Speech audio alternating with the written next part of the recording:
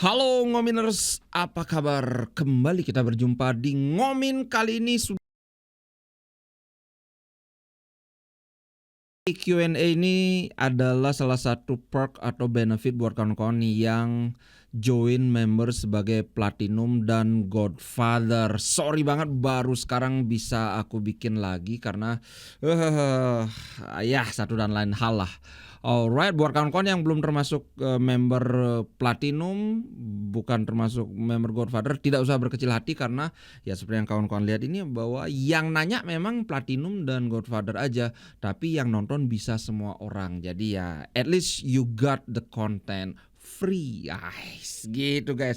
Alright, kita lihat dulu ini ada dari Effendi, ada dari Rizky Rizani, dan ada dari Bon Pieri. Nah, aku akan mulai dari punyanya Rizky Rizani. Kabarnya Oktri menolak keras pembelian Jonathan Tah ya beli. Soalnya umurnya 28 tahun, disuruh beli yang umur 25 ke bawah. Apakah hubungan Marotta dan Oktri bisa rusak beli kalau kayak gini terus? Nah, terus terang aku nggak dengar gosip bahwa pembelian Jonathan Tah ini ditolak oleh Oktri. Dan sudah 2 hari ini aku lihat di Sempre Inter di Football Italia ini tidak ada kabar ini. Paling aku sempat ada bisik-bisik ini di medsos saja. Kalau medsos terus terang aku nggak terlalu percaya. Apalagi begini. Kalau pertanyaan aja adalah apakah bisa hubungannya Marotta dan Oktri bisa mulai rusak, mungkin mulai retak lah ya tepatnya. Menurutku kalau beneran ini pun ditolak, sangat memungkinkan, sangat bisa. Karena kalau kawan-kawan ingat, ketika Oktri menunjuk BP Marotta sebagai presiden Inter, mereka dulu bilang bahwa semua operasi yang nilainya di bawah 20 juta dolar langsung silahkan lakukan, nggak perlu minta nggak perlu minta persetujuan dari Oktri lagi. Dulu kita kan wow kok hebat, karena dulu zamannya Presiden Sang walaupun nggak pernah dilarang, ya hampir nggak pernah dilarang lah, tapi apa-apa itu selalu laporan dulu Zhang, ini gimana, oke Zhang setuju, baru jalankan. Nah ini sekarang omongnya kan janjinya kayak wah kemerdekaan banget kan.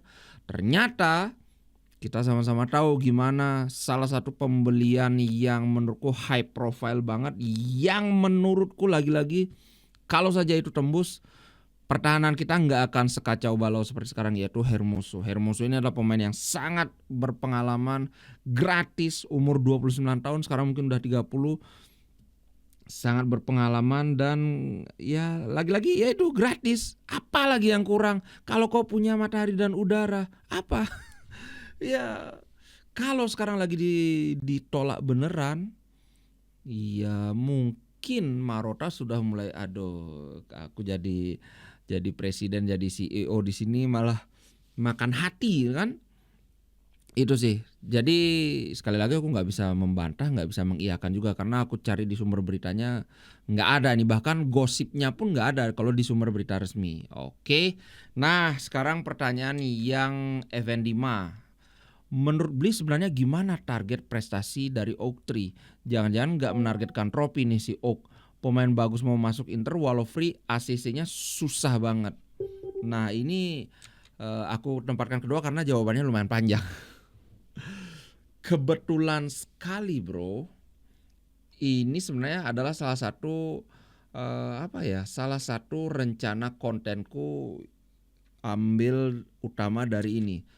Bisakah Oktri propel Inter Milan to 2 billion USD evaluation? Bisakah Oktri meningkatkan valuasi Inter menjadi 2 miliar? 2 billion ya betul, 2 miliar USD, karena sekarang kan nilai Inter tuh diperkirakan sekitar 1 sampai 1,2 juta kan. Nah ini ininya panjang, artikelnya panjang karena ini adalah konten editorial, tapi intinya adalah begini.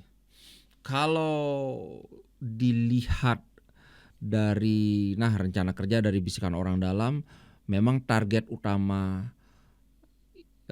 Oktri adalah meningkatkan valuasi Inter.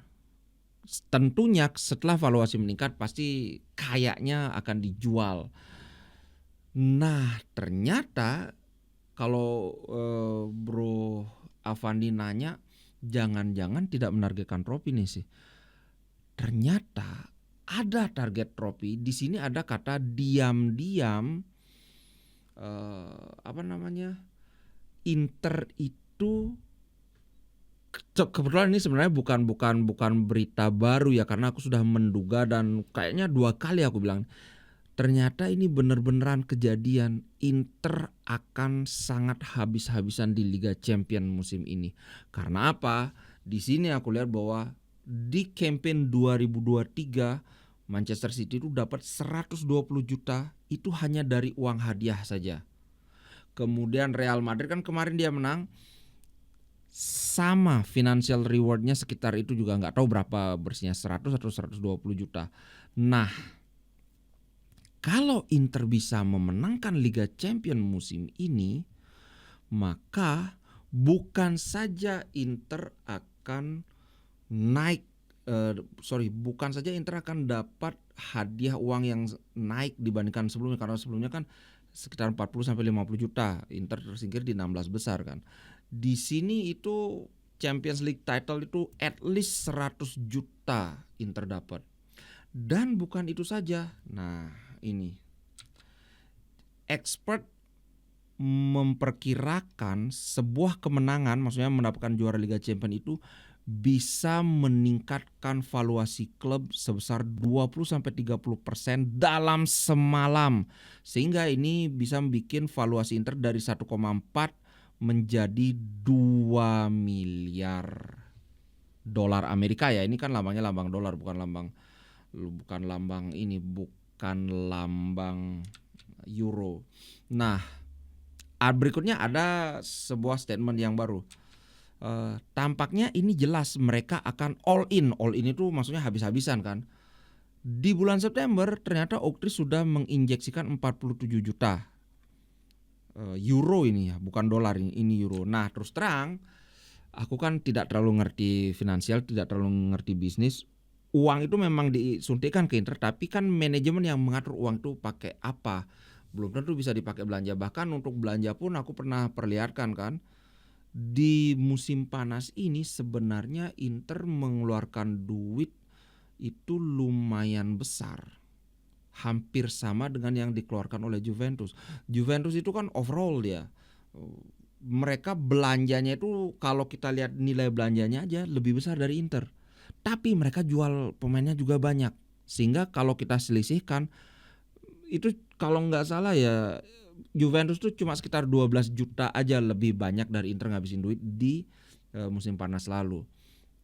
Nah, sehingga 47 juta yang disuntikkan oleh Oaktree ini ya kemungkinan masuk di itu juga pembelian pemain, karena kayak kalau nggak salah kayak Fratesi itu kan baru dibayar musim ini. Pokoknya ada beberapa pemain itu yang baru dibayar musim ini walaupun sudah di Inter dari musim sebelumnya gitu, Bro.